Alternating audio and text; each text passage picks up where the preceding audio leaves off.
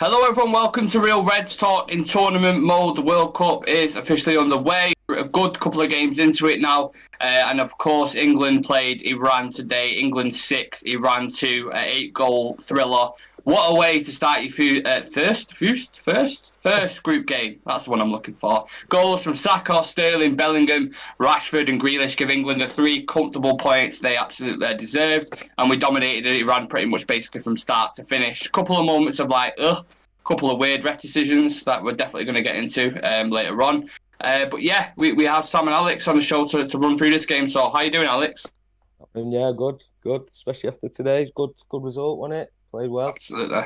Yeah. Well. Yep. Is Southgate getting a Christmas card this year, Sam? Or not just yet? What, for beating Iran?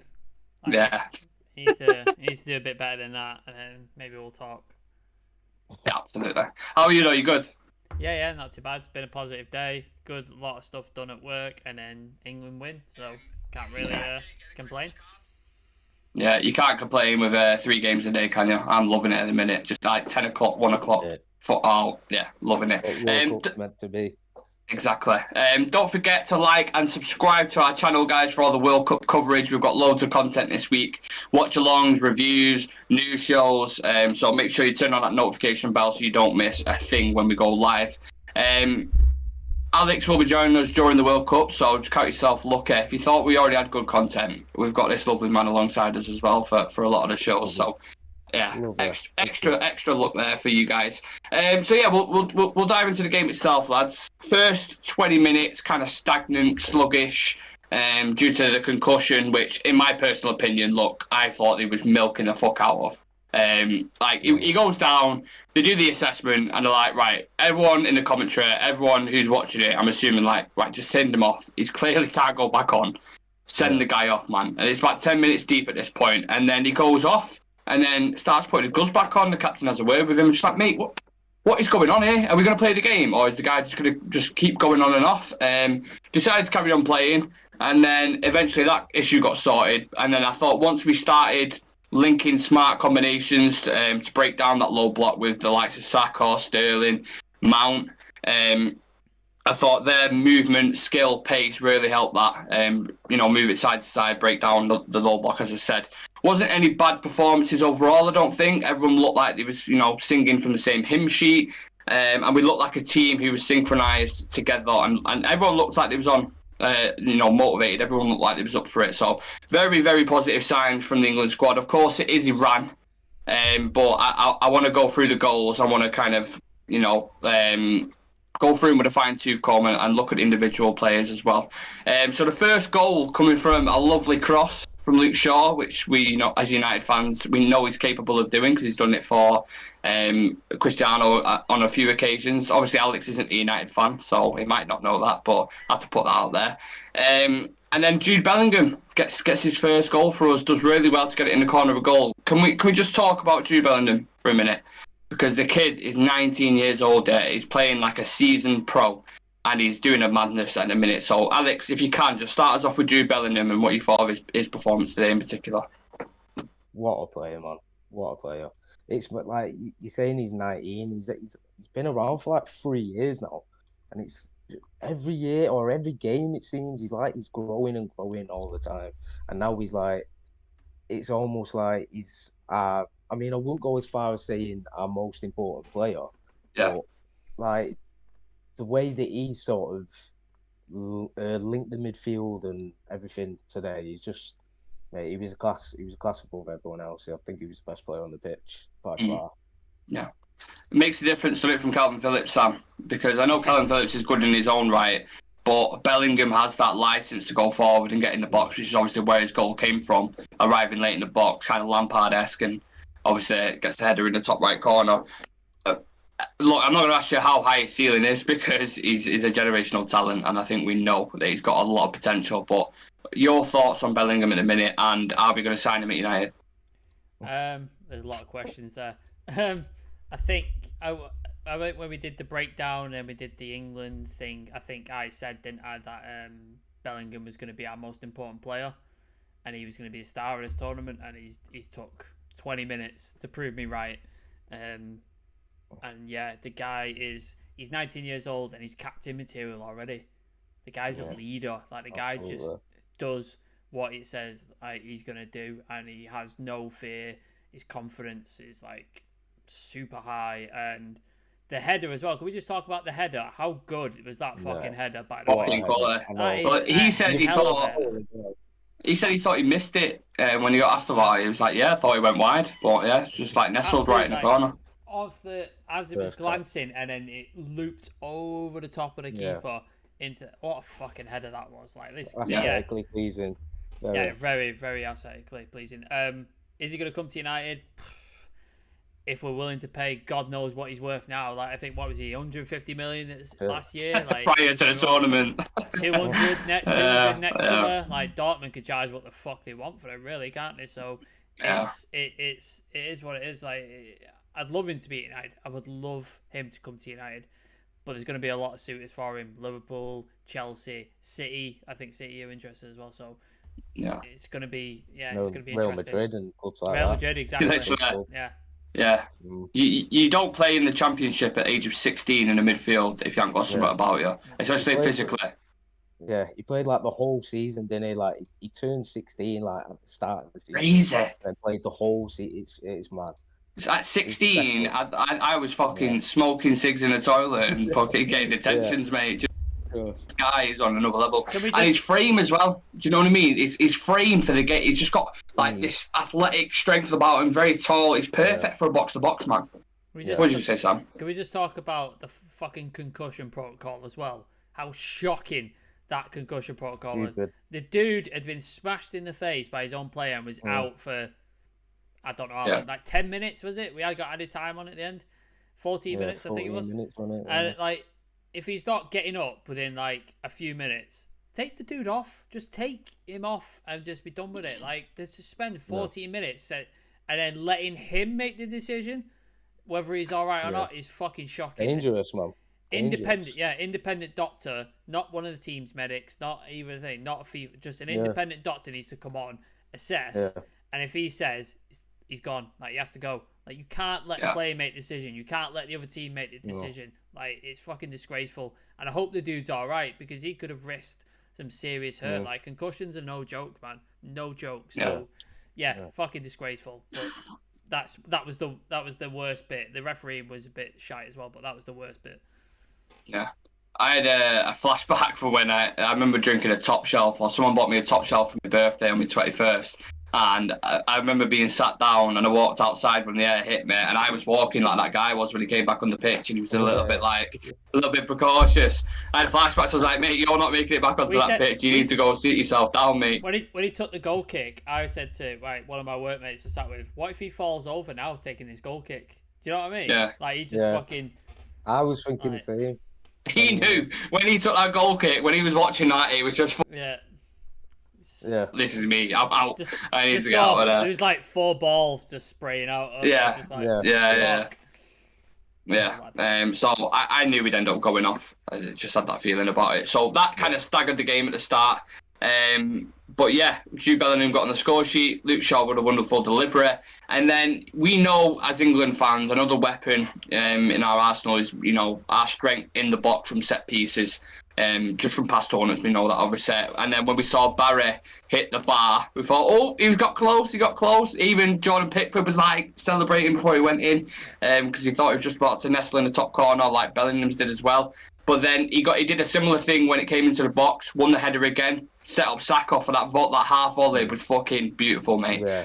Absolutely beautiful. One of the best goals, probably my favourite of that game. I know there was very good goals in there, but that was my favourite just because of the technique and how hard it is to get in the top corner there. I think, did it go barring in as well? Like the precision. No, he just went straight in. Yeah, straight into the corner. All right, I thought it hit the bar and went in. But yeah, I have to admit, with Bukayo Saka, right, I might get absolutely slaughtered for this, but I've never rated him. Yeah, but hear me out. I know it's controversial. I've never rated him, but this season, he's absolutely stood up. Like, he's obviously his best season so far. Like, he's doing really well for Arsenal, smashing it, and doing really well for England. A couple of goals today, but for whatever reason it is, I can't put my finger on it. Prior to this, the past couple, I've never looked at him and thought he's a world beater. I'm a massive fan of him. But he's definitely convinced me this season, and I think he's in the form of his life. And obviously, Gareth Southgate picking him on that side could have easily gone for Foden or any of the other attackers that we've got. Yeah. But he justified his decision by picking Saka. He was causing problems all game. Would you start him against USA, Alex, in the next game? 100%, yeah. Yeah, when I seen it this morning, like, I've been trying to go through, like, pick my team. You know, like, we're all doing it now. We pick our team before the game starts and all that. And every time I'm thinking, like, I want to put Saka in, but I was trying to do it sort of what I think he will pick. Who did you go for? Just out of curiosity. I went for Foden. I did. Yeah. But yeah, it's just when I seen it, I was buzzing. When I seen the team, I was like, I'm buzzing that he's put the faith in him, because I love him. I've liked him for quite a bit now. Yeah. He's a likable person as well, isn't he, Sam? Yeah. Bukayo Saka. Yeah. What did you like about his performance in particular today? No, you're right. He seems like a genuine human being. I believe, like, after the Euros, he got like, they set up a board for him in the Arsenal thing of all, like, the nice messages that fans had sent him, stuff like that, and he read every single one, and then he asked them, like, can I take this home? Like, can I have this? And he took it all home. So he seems like a really stand-up guy, like, genuine human being, which is always nice to have in an England team. You always want likable players. I think when we did our breakdown, our preview, I said he was going to start, didn't I? I said Saka would start. You picked Foden. So I think, Gareth Southgate's justified in picking him. 2 fantastic goals. Could have well got a hat-trick at some point as well. Like, there was a few other opportunities. Harry Maguire, again, playing well for England, as he always seems to. Can't seem to replicate that form for United for some reason. Don't know why, but just can't. And he always wins headers. Like, we've always said that about Maguire. You get him in the box, he will win a header.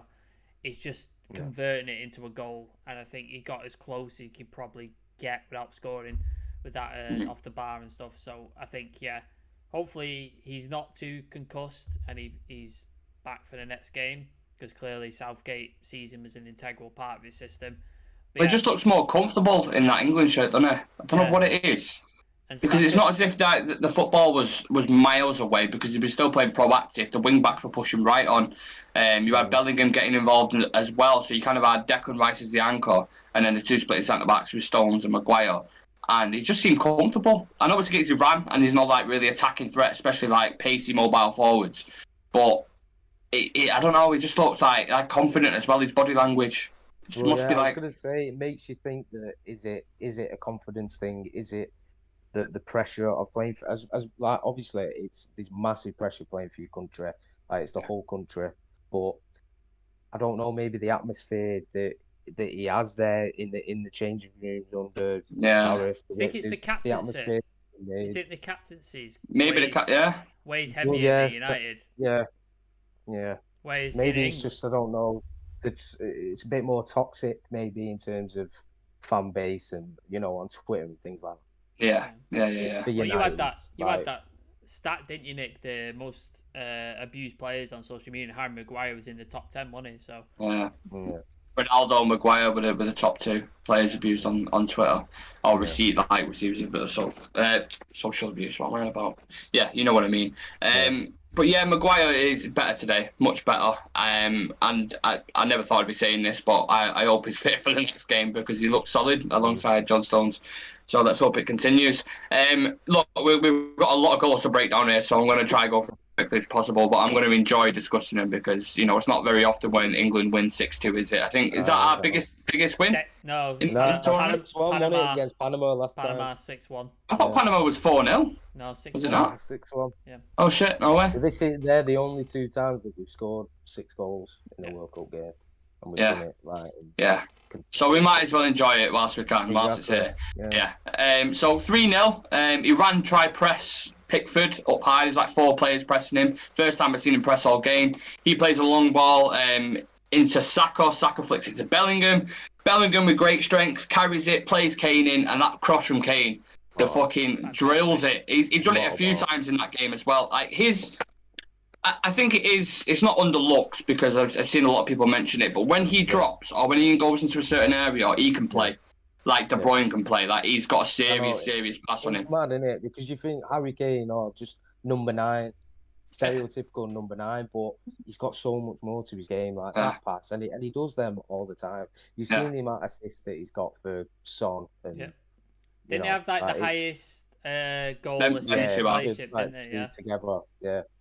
Yeah, that's what I mean. He's on. Like, I'm not saying he's Kevin De Bruyne levels, but he's not. He's close. He's not far off. Some of his goals, it's mad. Yeah, he is. Even though he didn't score today, his overall game I still thought was very good. He was linking up the attack very nice. And then Sterling's finish again on the volley. It was another quality finish. It just shows our attackers right now, the group that we've got, especially the ones off the bench as well, are as good as anyone. Again, I think as good as anyone. Again, Sterling, poor season with Chelsea, comes into England, looks fantastic. Yeah. It's well, so that was going to be my question for you, Sam. Do you think his form with Chelsea is just a case of the where Chelsea are at the minute? Because obviously under Potter they're in that transition kind of phase. He had before the Euros as well. He had a poor season with City. He wasn't playing, was he? Really? Like he was out of the team. And then Pep wasn't fancying him for certain games, big games and stuff, and he wasn't playing well. But then he went to the Euros, absolutely smashed it, got into the team in the tournament and stuff. So it's a weird situation because I've criticised Gareth Southgate for a long time. So, why are you not picking this player? This player's form, blah, blah, blah. But they're justifying his faith now in them. They play for him, don't they? Yeah, by performing. Yeah, exactly. So you've got to sort of just roll with that as long as you can. Just keep it going. Just like see where it takes you, because if they're going to keep playing like that, then we're going to have a very easy group and we'll sort of sail through it, because the tougher games are to come in the USA and Wales. But I think if we play like that for the most part, I think we'll be all right. I think we should make it through those games. Urban Gaming says it's coming home. Relax. One game. Let's chill. Let's chill. If you want to say it's coming home, Urban Gaming, you say it's coming home. You have the faith, mate. Don't you fucking worry about that. Come on, man. We've smashed Iran. Whoever we play now, Brazil, France, Argentina, it doesn't matter. Mbappe, who fucking cares? Yeah, who the fuck is that? We've got Harry Maguire, mate. It doesn't matter who Mbappe is. Doesn't fucking matter. Just give us a few thoughts on Sterling as well, if you can, Alex. What do you think of him today? And in general, the way he's been, past 6 months. Well, yeah, I think, because you said about his form for England, his form for Chelsea. I think we've got to remember as well, as much as he is a top player and he's moved to a top club with players that he does know, like a lot of them are in the England squad and stuff. But at the end of the day, he's a new signing, bedding into a new team, which has now had a new manager in the meantime as well. So you add that to it. He's not been terrible, has he, for Chelsea? He's not been amazing. Well, if you look at his stats, they're very similar to Rashford, and we think Rashford's had a good season for United so far. Well, it's just in comparison, because Rashford's season last season was exactly the worst season you've ever seen in your life. So yeah, I'm happy with the attackers at the minute. I think, and again, I really want to get into the squad depth later on because I'm excited by that bench. I looked at the bench before and I was like, but we'll touch on. We'll save that towards the end. So the fourth goal goes in. Long ball from Iran's keeper, straight back to our players in midfield. We have one pass into Sterling. Sterling feeds Saka with acres of space on the right-hand side. He turns into Messi, and the rest is history. I think that the keeper probably could have done a little bit better because it wasn't right in the corner. He didn't have a good day, that goalkeeper, did he? No. He'll be licking his wounds when he gets back in that dressing room. And then 4-1, we concede. No clean sheet for us, which the defenders, of course, will be upset with. Iran work it well on the right-hand side. I think it might be a little bit harsh, but I think Maguire presses in too soon, doesn't scan the game properly. And the strikers, it's Taremi for Porto, the guy who plays for Porto. I think it's Taremi. Very good finish, by the way. You can tell his European quality, and that was the only guy really with a bit of quality in the Iranian team, I thought. But what do we think as Iran as an opposition, Alex? Without just saying one word, which I think Sam might say. Well, I mean, do you know what? I keep hearing it a lot that we've got an easy group and stuff like that. Like we're just expected to walk through it. And I know that the other day when I was giving my predictions, I said we'd win every game. Obviously, but I didn't say that we'd lever him or it's easy or anything like that. But I just thought with the 3 games we'd win. But the mad thing is that our group, we're the only 4 teams that are all in the top 20 in the FIFA rankings. So oh shit! Yeah. What, Iran? Are in the top 20? Yeah. Iran are 20. How? Iran are 20th. Because so this sort of said, honestly, they're not terrible, man. Yeah. Like, I know they okay, beat Uruguay, didn't they? They beat Uruguay and they drew with Senegal as well, I think. And they've done They've got quite a good well. They've got a good World coach Cup. as well in Carlos Queiroz. Oh, yeah, like he's a decent coach. So yeah. So I don't know. I think we were just much better than him, and then I think the keeper situation might have affected him a little bit. And then before you know it, that it can happen in games like that, especially in international and at a World Cup, where before you know it, you're in a game and then you're not. And it's just a case of that. I mean, their goal, it was a good goal. Disappointing to concede it, obviously, because it could have been, a 6-0, 7-0, but it's you got to take him in it. We take him, and I think it's job done, and we move on to the next one. I think tricky games, they're both tricky games, but I still stand by my prediction from the other day and say I think we beat them both. Yeah, I'm confident we can go into these games now. Obviously, the other ones are going to be a much trickier test. Wales is going to be a closer game. USA have, certain players that can be dangerous. Yeah. Sam, we said how important it was to try and get a goal as early as we can. We didn't get it super early, but we got it at a good time, which then gives us the platform, doesn't it, to go on and kind of nail them after that. What do you think of Iran as the opposition as well? They're not like I know Alex said they're in the top 20, but they're not a good team. Like they're not a top European side. They're not a top South American side. Like this is not the sort of quality high level of opposition. Like all credit to England. Went there, did the job, performed well, scored goals. It's what you should expect from a team like England, who are ranked as high as they are, and the players that we have. So yeah, did really well. I did say after the second goal went in, I said to my mates at it, I was like, these floodgates are going to open now. Like this is it. Like we've scored 2 easily. Their goalkeeper, the game plan's out the window, isn't it? Then by that point, their goalkeeper's been substituted for a guy who's not played for 4 years. This is good. We can if we could just keep firing shots at him, we'll get a bunch of goals here, and we did. We got 6 in the end. So yeah, happy with it. Absolutely. Marcus Rashford comes on for Bukayo Saka. You won't be able to tell because he literally does the same thing what Saka did. Cuts in on the right hand side on his left foot. His first touch after he came on. Well, he had to cut in, didn't he? So surely it was his second touch. What I mean is he hadn't touched the ball before. Oh right, I'm with you. I thought it was his first touch when he scored, but yeah, I get you. So yeah, Marcus Rashford comes on again. He's just a different guy now, and he just. Yeah. We mentioned before the last season he was so bad, like so just depleted of confidence, didn't look like himself at all, and you can see now he's just confident. He came on, didn't seem obviously he will be bothered internally. But he came on, knew he had a job to do, came on and did it and scored. And it's nice because he's one of our very own. And he can. I said prior to this World Cup, look, if he doesn't start, it's not the end of the world because if he can come off the bench, we've seen it so many times. I remember that game against Leipzig in the Champions League. He came off the bench, scored a hat-trick and just nailed him. Absolutely nailed him. Marcus Rashford against tired legs is dangerous as fuck. That's the last person you want to see, whether you're a wing-back or a centre-back. If you see him coming on and you're like blowing out your ass in a fucking 30-degree heat or whatever, you're like, no, please, no. I can't be arsed with that. So, yeah, happy with Rashford. But going into these next couple of games, the question for both of you is, are you happy sticking with this front 3 now, or would you change any of them for tactical reasons when we play the likes of USA or Wales? I'll go to you first on that, Alex.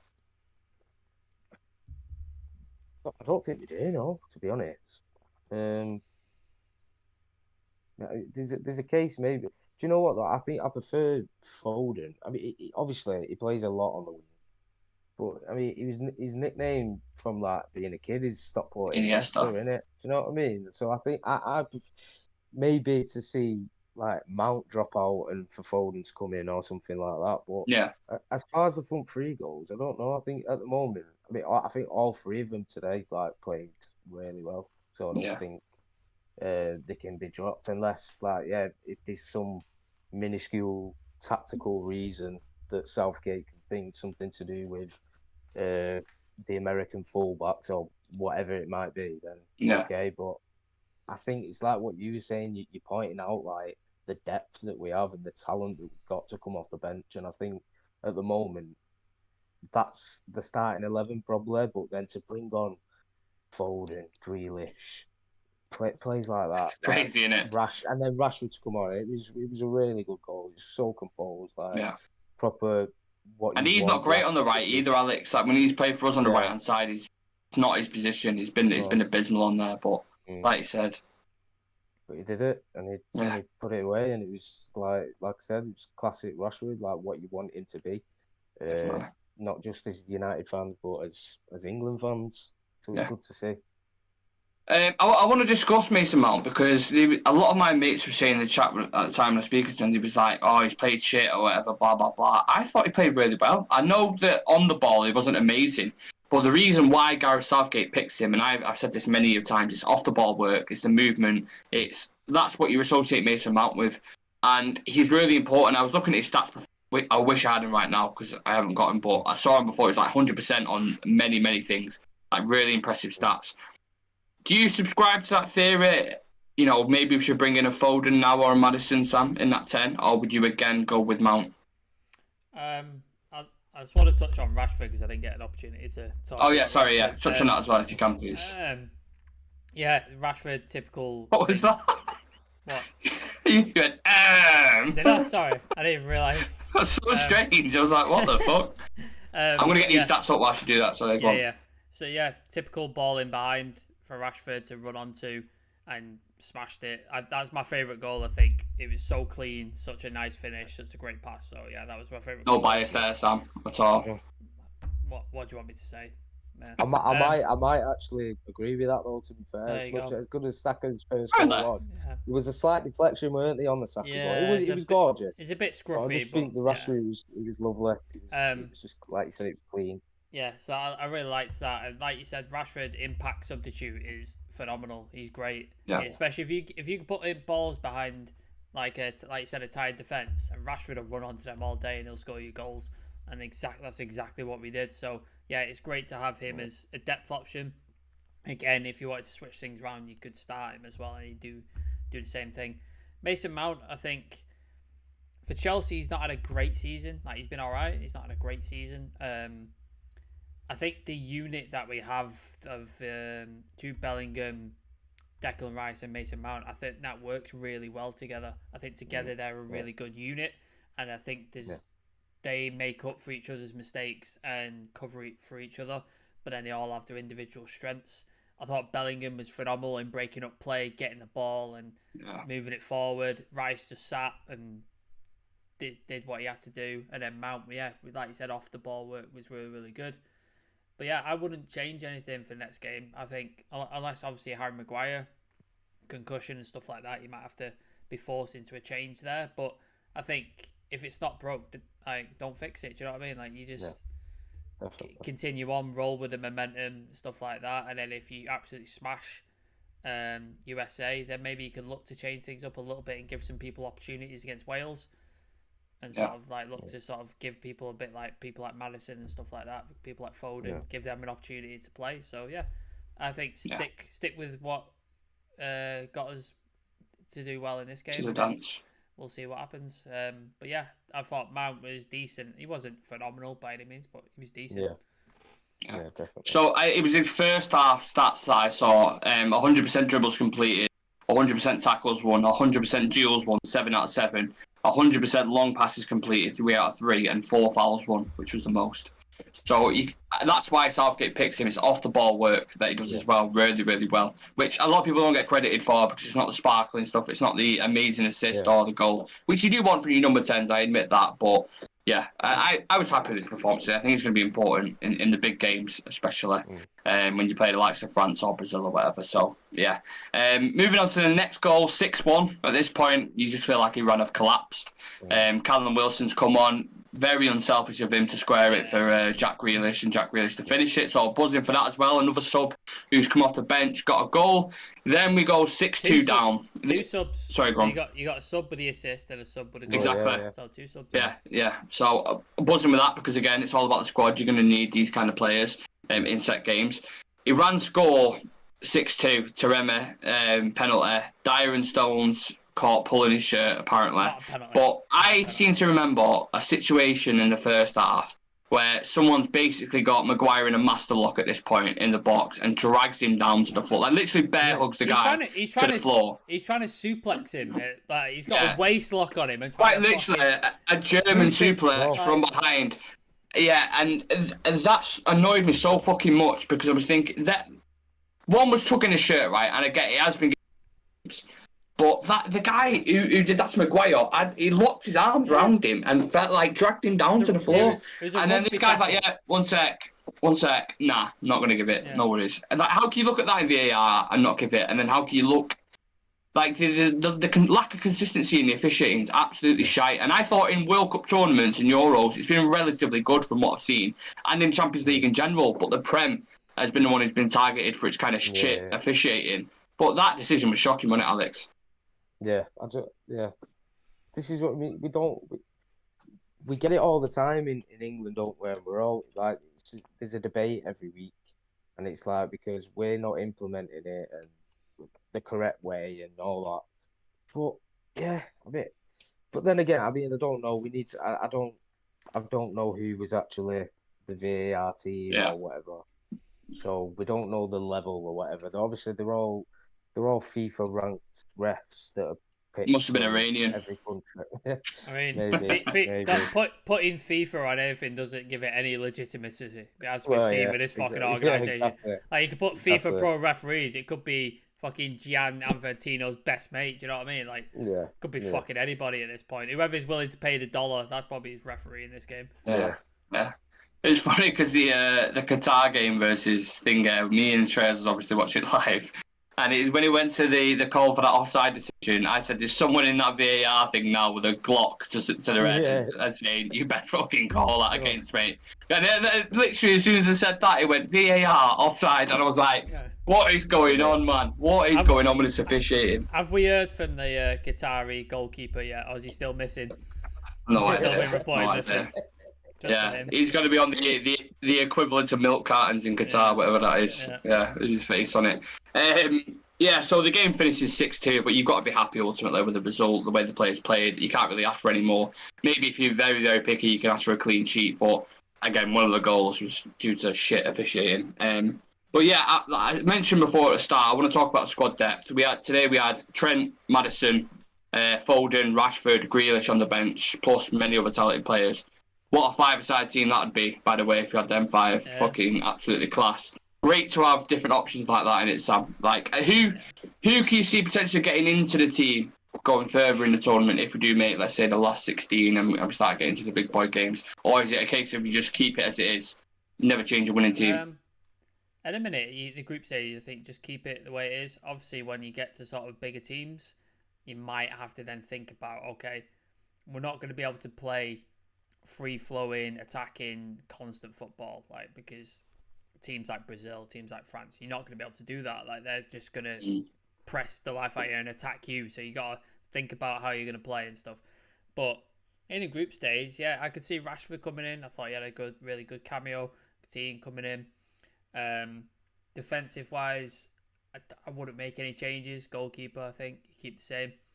The two pivots. Alex would be happy about that. Yeah. Bellingham and Rice, I think you keep that. I think that's very working. I don't think there's any need to change that. Mason Mount, there might be an argument there. Like, you might give Maddison an opportunity. You might be able to switch that around just to give a bit of injection. And then the forward line, like you said, the depth we've got, you could probably switch it out and you still be all right. Like, Foden for Saka. Like, I really want to see Maddison just because I'm playing at the minute. That's what I said. Mount for Maddison. I'm happy with that. Yeah. Like, Foden comes in for Saka. there's not a drop in quality there, is there? Like No. if Rashford comes in for Sterling again, very similar levels. Obviously Harry Kane and Callum Wilson is a bit more of a dwarf, but I think it's a good option to bring off. Say Harry Kane's already scored, or say we're like 2-0 up. It's a very good guy to bring on.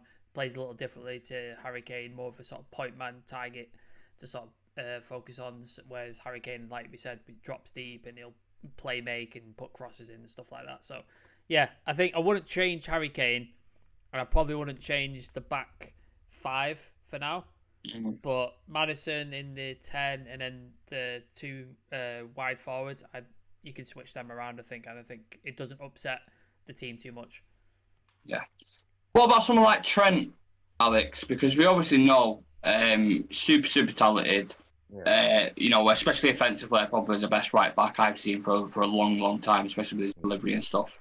How does someone like him get into the team? Because you look at the performance today, Trippier was solid. I thought absolutely solid, was fine. Got great delivery himself. How can Trent then push himself into the squad? Like, is it just a case of he buys his time and waits for an opportunity? Because the way they're playing at the minute. Yeah. I think to be honest, it's more to do with the system that we're going to play. Like, so we've played 4 at the back today, haven't we? Yeah. So Trippier is. I'd prefer Trippier as your sort of your fullback as opposed to Trent as a wing back. So if we're going to play 3 at the back, which we could do for if we end up playing, one of the bigger boys in the knockouts, then I could see him bringing in that system and then starting Trent there. Maybe even Trippier then goes and plays left wing back. It's a debate to be had because obviously Shaw's a good player as well. He played well as well. He played well, yeah. But yeah, I just think at the moment, like Trippier has been like 2018. He played pretty much every game. Like that's where he really like stamped his set his name out in the international game anyway. And since then, he's pretty much been like, even if he's not playing right back, you can stick him in at left back, and he just seems to play like near enough every game for the past 4 years for England. And he's just so dependable, isn't he? And as much as we can say about Trent's crossing ability, his long ball, his passing, his set pieces, Trippier's very good at all them. I would say Trippier this season has probably been the best right back in the league, probably on form in terms of what he's been doing. He's been amazing for Newcastle, and he's been a bit of a late bloomer as well. Like late 20s. How old is he? 30 now, something. 30, yeah. Yeah, and he's really hit his prime now. Like this season, there was questions over him when he was at Tottenham, wasn't he? Before he left for Atletico, he had that bad season. Everyone's like, and he was slating him and stuff. Went to Atletico, proved himself, kept his place in the England team, and now he's come back to the Prem, and he's absolutely smashing it. Well, I look at our right back situation now, Sam. We was obviously linked with Trippier heavily, and they wanted 30 million. And we only wanted to pay 15 million. But imagine having him and Delot on the right hand side. Like the competition there would be fucking unreal, man. And Newcastle have certainly got their hands on a really good player there, and they'll be buzzing with him, 100%. Let's do the ratings then, fellas. Marks out of 10. Obviously, 6 is your average. So we'll start with the goalkeeper, Alex's man, Alex's guy. Can I just say, right, I don't want to cause a bit of a stir up here. I do think he's a bit of a shouting merchant. I like him as a goalkeeper, but at the set times, like I think you could put a tumbleweed past Jordan Pickford and you'd be like, pick it up, pick it fucking up. I've just got that like. That's just because he's from the northeast. That's just how they communicate. Like, that's just... And he's a keeper. I get it. I know. Yeah. But I mean, I feel like Dean Henderson. Like a Schmeichel type, like that's what was always said about Schmeichel for years. How we pretty much like marshalled your defence. Barking at everyone, like screaming, his bloody veins popping out of his forehead. You know what I mean? So, I get it. I'm not criticising him as a player at all. I like him as a goalkeeper. I just sometimes I see him screaming, and sometimes people aren't even looking. And I'm just like when it's not even been necessarily an error, and it just maybe goes, it just starts screaming, and I'll be like, what? They're probably so used to it. They just tune him out. They're just like, just let him shout, let him fucking. Big for shouting again. He's been playing for Everton for like 5 years now, so he's used had a lot of shouting to do. Screaming at his giant dickheads in front of him. You know what I mean? So one of my favourite things from watching an Everton game or England or whatever is when Pickford makes a save. And then he just screams at something. The fact that he's had to do his job as a goalkeeper, make a save, and he's having to go at his defence because he's had to make a save as a goalkeeper. Like, as a get in a game, he's not going to be happy unless he does fuck all. Like, he's doing nothing. He's not happy. Like, but his point is that the defence has failed him. They should be stopping the shots, don't they? He shouldn't have to fucking make a save. Why am I wearing these gloves? What's the fucking point? Exactly. Fair point. What would you rate his performance? Because obviously the penalty is what it is. You can't do, and then the finish for the first goal, you can't do fuck all about that because it's an absolute rocket. Yeah. It's 6 is obviously average. I think he's not made any saves. He's not had to make any saves. The first goal, no keepers really. A rocket, and the second one's a pen. So I mean, you can't really give him any more than a 6, can you? Yeah. Agree with that, Sam? Yeah, like said, like you can't. The first goal, like, what do you want to do? Like, you know what I mean? It is what it is, and then a penalty that they shouldn't have had, and penalties are never in favour of the goalkeeper. Like, we celebrate when a goalkeeper gets a penalty because it's a very tough thing to do, is to save penalties. So yeah. Anyone who's currently watching as well, or if you're watching later on, make sure you join in with the ratings. Or you thought of the game itself and the individual players as well, and who your man of the match is. Right back, Trippier, just obviously discussing him then, had a decent game. Can't think of, he didn't assist any, did he? Or did he? I know he put the corner in from Maguire. Maguire headed it to Saka, of course. I can't think of any assists that he notched, but overall solid game again. I'd give him just above an average because I thought as a right back, overall offensively and defensively, he had a solid game, and he was more noticeable, let's say. So I'd give him a 6.5 with that. Yeah, agree. Yeah, fair enough. Yeah, I'd give him a 7. I think he played. It's pretty much the same score as you, to be fair. I'm being a little bit picky. I'm trying to. Alex is quite generous with his ratings. I've noticed that. That's fine. It's down to individual kind of thing, isn't it? You got to decide then, Sam. 6.5 or 7? What are you giving Trippier? We'll go with 6.5 because we'll get on to Shaw, and I think Shaw deserves a 7 because of the assist. So I think in vice versa, Trippier should probably get a 6.5 because he didn't quite sort of get the assist. Yeah. Harry Maguire, very interesting. The first half, I feel like fucking Maldini. Like, he was playing really, really well. Looked confident again in the shirt. He's not super at fault for the goal. It's not all his fault, but he had a part in it. Let's say, for example, we see it for United. It happens all the time. Steps forward, tries to be confident with it, and he's just not got that mobility to, you know what I mean, to do it, and doesn't read the game amazing. And that was a glimpse of what he's done at United. So I can't give him higher than what, let's say, Trippier got, for example. I'd just give him. I don't know though, because he had a good performance, but then it's kind of, what's the word I'm looking for? It's tainted by that moment. So I'll leave this up to you guys, and then I make my decision. What do you think, Alex? I think 6.5 is okay. A fair shout, because if we're being super overly critical, like properly analysing the goal, then harshly we're saying he could have done better. But you know, it's one of them slight moments, and I just think it was just a good goal, really. Where it's not really a case of it was his fault, or you know what I mean. So I think based off that, I think 6.5 is Sam? Yeah, I go with 6.5. Like you said, his scanning seems to be non-existent at times. Like, he doesn't seem to be aware where the opposition players are most of the time. And then, like you said, I'll try and dive in and like get hold of the ball. And like you said, he's not got the mobility to turn when he doesn't get it and go get it back. So they're slight worries, and they're gonna cost you when you play big teams. and teams who are going to exploit that. So yeah, not a shite performance by any means. Going forward, very good. On set pieces, very effective. So yeah, I'd go with 6.5. Okay.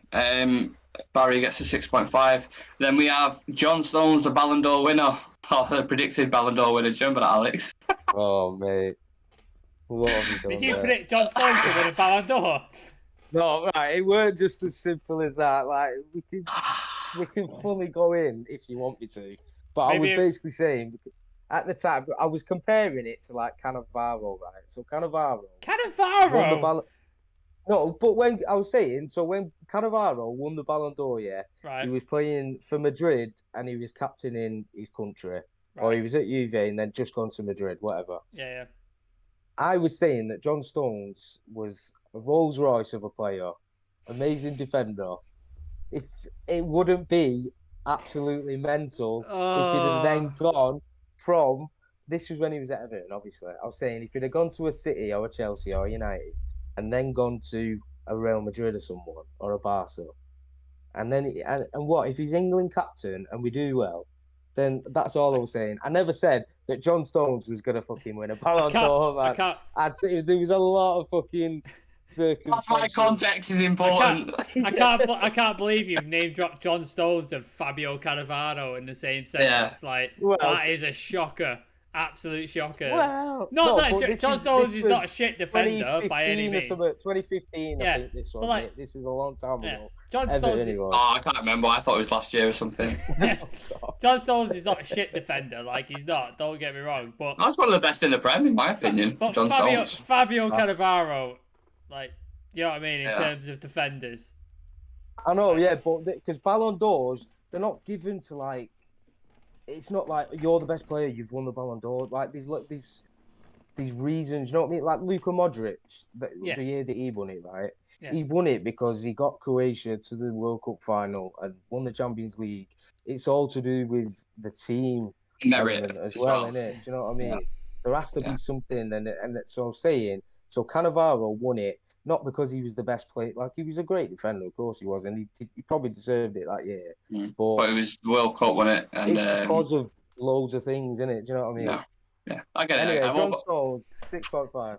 Yeah, I'm opening a can of worms now. 6.5. I'll give John Stones. So. Can we all agree on that? Yeah. Ballon d'Or winner. Yeah, the Ballon d'Or winner, John Stones. Luke Shaw, Adam's favourite, coming in at left wing back. Coming at left back. Yeah. You mentioned his delivery for the Jude Bellingham's goal. Very, very good. Again, solid again. Always good for England. I think in his last 5 appearances for England, he's got even an assist or a goal, which is or a goal involvement, I think it is. So, yeah, playing fantastic in a minute. I'd give him a 7. Yeah, I'll go along with that. 7. Yeah. I said that before. The only thing, again, is positioning. There was a point where I think it turned out to be offside anyway. There's a point where they ran out of the counter attack, and then there was one of their forwards by himself on Luke Shaw's side in the middle of the box, unmarked completely, and then Shaw was jogging back. And we've seen it for United a few times. It does my fucking head in because he just. But can I argue a case for this though? Is it not when wing backs push on? If you're playing a proactive system, right, and you have the wing backs really high up, is it not the job of that anchor to clean up when you have like Bellingham who sat there or Declan Rice if they're not covering on that side? It isn't, because we're playing a back 4, so you've got to be able to get back and forward. Like, you've got to be able to do both. You can't just vacate your fucking position because you've gone forward and you can't be arsed. Like, you know what I mean? I just think you don't like Luke Shaw. No. By the way, you started talking about Luke Shaw. Guess who's just entered the chat? Oh, of course he has. Of course he has. Yeah. He's got his lube in one hand, he's using the other, and he's like, let's get it on. Was it? Oh, just in time. Just said Luke Shaw.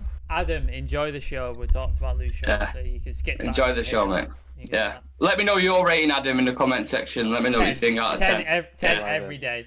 10. Speaking of 10s, Jude Bellingham. What do we think of his performance? Obviously, got his first goal at a tournament for England. Played phenomenal throughout the full game. Showed real maturity, real class. God knows where he's going to go next. It's going to be a City or a Real Madrid, I believe, or maybe even a Barca with their finances. Fuck knows.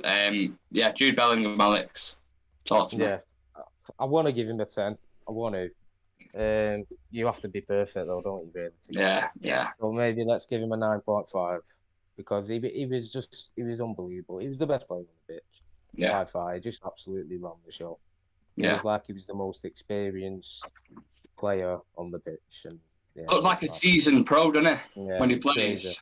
crazy. Yeah, mental. And he always has. This is what I mean. We're saying it like from 16, he's always been above everyone. It's just crazy.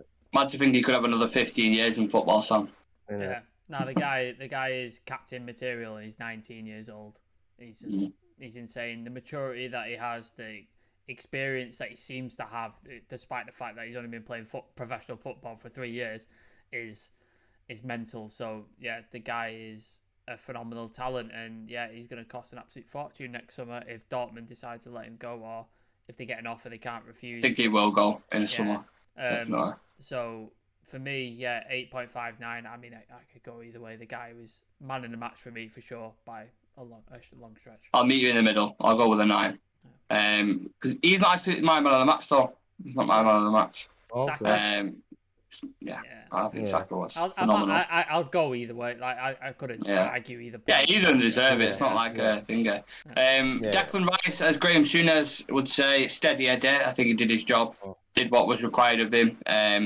Never had no rash moments. Was pretty much kept it ticking at the back. And did, like I said, did his job. So I'm not going to give him an average because I was slightly better than average. I'll give him a 6.5. Yeah, I fully agree with that. Literally, like, there's not much more you can say. Like, he didn't do anything like amazing to then sort of push up the score, but like you said, steady Eddie does the job, and that's what he did today. Yeah. Stay the same time. That's what he's there for. He's there to sit, break up play, get the ball to a Bellingham or to a Mount, and do defensive duty, and he did it well. So I'd 6.5 or a 7 either way. Like, I think he was solid. Yeah. Nice partnership he's got as well with Bellingham. I like it. But them two work really well together, and they're both really young, man. Like, these guys, it's so 19, but Declan Rice only 21. It's so much more forward thinking as well than Calvin Phillips and Declan Rice. Like that is a midfield pivot that just is sitting and isn't venturing forward. Like, you have that bit of adventurousness. At the Euros, I think they were a great partnership then too. But they were good, but Phillips were expansive enough. Yeah, exactly. But now we've got someone in Bellingham to make the midfield exciting, to help us get the ball further forward quicker. Than having Rice and Phillips. And he's a physical specimen as well. He's like 6'3", like athletic, great in the air as we saw today. So yeah, them two great partnership. Mason Mount, I'm going to give him a higher rate. I get it if you guys disagree. I like the stuff that goes unnoticed, and I think he did a lot of that today. I'd give him a 7. I thought it was decent today, but people might disagree. I don't know. Yeah, I was thinking 6.5, 7 to be fair. Like, can't really call it either way. I'd probably go for the 6.5 only because I can't think of anything in particular really that it was like, oh, I remember Mason Mount did something good there or whatever. Do you know what I mean? So yeah, 6.5 did the job again. Sam, would you go with 7 or 6.5? No, I'd go with 6.5. Like Alex said, I couldn't think of anything that stood out to me. Like, but he did his job. Didn't make any mistakes. Didn't see anything where I was like, "Ooh, that wasn't great." So yeah, 6.5 for me. Then we move on to our attackers, the final 3. We'll start off on the right hand side. My man of the match, Bukayo Saka, lovely person as well, which always makes it much better. To think he's come from getting racially abused in the finals of the Euros for missing that penalty to bagging 2 in the opener in the group stage is I love it, man. And I'm excited to see how the likes of him and Rashford get on in this tournament. I think they can both be really effective. And I thought 9. I give Bellingham a 9, I think so. I'd give Saka a 9 as well. I thought both of them could. It's a toss up between either, but I would give it to Saka personally. I thought he played really well. Yeah, same for me. It's 9. I gave Bellingham a 9.5, so I suppose maybe Saka might deserve the same. Personally, I think Bellingham might have just shaded it in terms of man of the match, but yeah, there's not really much to differentiate for an actual rating. So Yeah, go on. I'll give him a 9.5 because he was just unbelievable. It's like you say, like what a guy. It's not even just Saka though, is it? Really, this England squad, and it's been like this now. It's been growing on it since 2018. Yeah. Just they all just seem like just good lads, and you just like them. Like, and I think that's why now so many people have been sort of getting behind England again and getting hyped for internationals because for a long time, like none of us cared like at all really about international football. There's also a lot of players that were just so unlikable. Like you had like the likes of John Terry and stuff like that. John It's just Terry, like I'm like he was a good defender, but as a person he was so unlikable. He was such a twat, and it was just so hard to get behind it. Gerrard, same thing. It's just so hard to get behind him. But these guys, like, we've got Liverpool players in the team, and I don't hate them. It's whereas Liverpool, I absolutely hated him. And the same with City players. Like, I like Foden. I think he's a great fucking player. So it's just like it's so much easier to like them. I think back in the day was a massive criticism though, where they had even Ferdinand and Beckham, these guys, Gary Neville, all said it. When you had the United camp and then the Liverpool camp and Chelsea camp, they'd all sit separately. They wouldn't sit together. They'd all be like, they'd have an eye on each other, and it was just no team spirit about that. And I think, look, I know Southgate's been criticised for other things, but one thing he's done really well is gel them players together off the pitch. Like the way he set all the canteens up and stuff, like everything he's done in the background has been really good work. I think that's because of the base he's already had from working in like the youth setup with him and then working his way up the ranks. I think when Southgate does eventually leave England, I think he should stay around and maybe go up to like a technical director role or within the system, because I think what he's done within the like tactics aside and stuff like that, like, which I disagree with certain things, the environment he's created within the England squad and within the team and the way that people are fed through from the under-21s into the first team and stuff like that, I think that's been really, really good and key to how successful he's been, because like literally in previous tournaments we just picked the 25 best or the 25 players playing at the top clubs and somehow try and throw them together and see if we could get a result out of it. And that's not the way a team works. You have to have harmony. You have to have people getting together and stuff like that. And that's what he's created. That's what you were saying, wasn't it, Alex, with that harmony thing. Like, you can't just pick the 26 best players. You have to have set players who fit in. And even going to like the likes of like the players that are in there. I know Sterling's at Chelsea now, but Sterling and Stones have a great relationship off the pitch.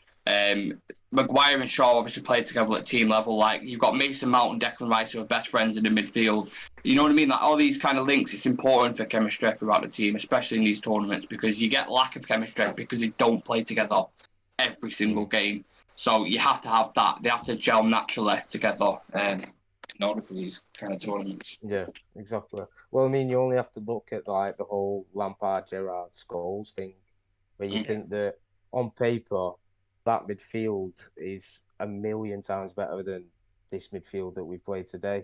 If we played that as a three-man midfield against the three-man midfield today, Gerrard, Lampard, Scholes are obviously better, but clearly there's more to as a unit management. There's more to management than just sort of tactics and systems and picking a team. Like, and I think that's what's great about Southgate. I think he's just one of the best managers in the game, to be honest. All three of them, though, they all wanted to play in similar positions. They all wanted to be the forward-thinking midfielder, the scorer of goals. Whereas someone like Rice, he's very happy to sit. Like, he likes doing that job. Bellingham, very happy to get back and forth. And then Mason Mount's very happy. Like, it works because they all want to do the job that they've been paid to do. So that's why it works. That's why I'm surprised Carrick didn't play a lot more for England, to be honest, because I think he would have been perfect in there. Yeah, I think in this era, it happens, doesn't it? I think Carrick plays a lot more, and you find a way to get Gerrard, Lampard, and Scholes in the same team. But I think back then it was 4-4-2, wasn't it? And then there was a lot of pressure from like the tabloids and shit like that. Like, you've got three of the most generational talents in the world. You have to play them all together, and then you got to fit Becks in it as well. And these kind of guys, like, it's just it was impossible for him. Did you give your rating for Saka? Sorry, Sam. I'd go, because I gave Man of the Match to Bellingham 8.5. I think I'll give him an 8 just because I'd probably give him the same rating, to be honest with you. But I just think Bellingham was more effective in terms of like how we were successful in the thing. Not to take anything away from Saka, I think he was absolutely phenomenal. 2 great goals. Like you said, works hard for the team, puts a shift in every single time he plays, and he's showing his talent, and he's having one of his best seasons yet so far, so I hope it continues. Yeah. Harry Kane obviously didn't get on the score sheet today, got a wonderful assist. Link-up play was great, does what you expect of Kane aside from scoring. I would give him a probably similar rating to Mount. I'd give him a 7, just because the assist was sublime, I thought. I'd maybe give him a 7.5, push it up a little. I think, not only the assist, but just his general play and just how he brought the wide players in and things like that. I think if he'd have scored today, then there's a discussion about like man of the match potentially. I think that's a fair point. I think, to be honest, I'd probably push it up to 7.5 myself. Yeah, you're probably right on that. Sam? Yeah, like 7.5 because the assist pushes him up. His overall play is fantastic, and it just shows you like there's a reason why he starts every single England game, because he's a fantastic striker, and he's so good, man. He's done it for Tottenham for years. He's continued to do it for England. He's probably going to break the record for England, I think. I think that's within his size. No, probably about it. He's definitely doing it. And Shearer. I think he'll break Shearer. He'll go down in history as like one of the greatest goal scorers of all time. And I hope he gets a move to somewhere, maybe like United, and gets to win some trophies, because I don't think he wins dick at Tottenham, unfortunately. Well, you've not won one for fucking 5 years, so you might think about that. I think he missed that boat with City. I think if he would have gone to City, that's the big one, because they've got Haaland now, and look at what he's doing. He ain't coming back for you, mate. So I've always had this thing with Harry Kane. I feel like Bayern Munich would be perfect for him if he went there. I think it's just set up. He would. He's the perfect Lewandowski replacement. Yeah, exactly. What will be playing on Harry Kane's mind is that I've got to beat Shearer's record. I'm really not that far behind it. I've got to beat it. Yeah, because you can't get that many goals, and then I'm off to Bayern Munich now. And you're like, he's so close. Well, he's got to think in his head. It's like, don't want to win trophies and compete for Champions Leagues, or don't want to break this record. Yeah, because he's 30 himself, isn't he? I think Harry Kane. He's close to that age. He's got to think what he wants to do, so that's the choice he's got to make. And I think his contract's up next summer, isn't it? Is it up next summer? Yeah, I think so. He's got 1 or 2 years max left on his thing. He's got to make a decision soon. So. Yeah, and that's another one for the summer to keep an eye on. Raheem Sterling, the last player in the ratings system. 7.5. Again, I said him and Saka were causing problems all night for Iran. Like, both of them would have thrown the mobility, the pace, skill, technique. Like, they was both really, really good as wingers. And he can go anywhere, Sterling, across the pitch, and he's comfortable. And I think players like in City setup have to be like that. And he had 7.5, took his goal really well. Yeah. Maybe I'd give him an 8 for the goal. But yeah, pretty much everything you said. I just think he played really well, didn't he? Like the 3 of them were just great as a 3, I thought. And yeah. 8. Sam? Yeah, I go with that. I thought he was really solid. Great goal. Some really good play. He could have scored like in the early opening minutes. There was a cross that came in and it was going straight on his head, and I think the goalkeeper just got like his fingertips to it and just took it away. That was it when he got smashed in the face. So yeah, like he was really, really good. He got banged out by his own player. Got Tyson. So yeah, I thought he played well, and again, another guy who not doing great for his team and hasn't played fantastically well, but for England consistently shows up, consistently plays well, and always works for the team. So yeah. I'm just double checking on the score. USA and Wales still 0-0, and it's 10 minutes till time. Okay. Hopefully we get a draw out of that. Who knows? That'd be a perfect result for us. I think that's everyone. Big shout out to the subs, of course, who came on. They all played a part. Callum Wilson, Grealish, Rashford. Can't remember who else came on, but they all had a good performance when they did manage to get on the pitch. Yeah, completely forgot. Didn't have much to do, did they? Let's be honest. So yeah, shout out to the subs. All did really well. Really looking forward to this game on Friday night against USA, against America, dudes. Fucking do it. And it's on a Friday night. I'd have to fucking skip work. Yeah. Go off your lunch and take a 90-minute shit. We have to pretend to shit to watch it. Yeah. Just Can't wait, man. And watch it. Thank fuck. Yeah. Absolutely. So yeah, really looking forward to that game. Of course, we'll be doing the preview. I can't think it's Wednesday or Thursday when we're doing it. We will have a preview for that game, so make sure you join us on that. It's the breaking news show tomorrow, which will be more United related, but obviously there'll be a few bits in there on England. And yeah, lots of content this week. There's a couple of watch-alongs for the World Cup games, some of the big ones. I think Spain and Germany are on Sunday, and then France and Denmark, I think, are on Saturday. So I'll be doing watch-alongs for them. Very interesting games. Yeah, the Danish pastry is playing the French nails on Saturday, so super looking forward to that game. Thank you to the lads for joining me. I really appreciate your analysis and your puns, so thank you for that. And yeah, don't forget to like and subscribe to our channel for all World Cup coverage. Like I said, we've got loads of content this week, so make sure you join in, get yourself in the comments section. Can we like when we do the USA preview, can we play the Team America soundtrack? America! Fuck yeah! Fuck yeah! I want to do that. The opening scene in that is fucking iconic, mate. It's iconic. If you're in the chat and you've not watched Team America, go watch it. Oh my god. It's fucking amazing. You're gonna get yourself prepped for Friday. Watch that fucking film, mate. Yeah, what a film. Yeah, absolutely. And yeah, I suppose we'll see you for the breaking news show tomorrow, guys. Thank you very much. Thank you to the guys. And who knows? There may be some time for John Stones to win a Ballon d'Or.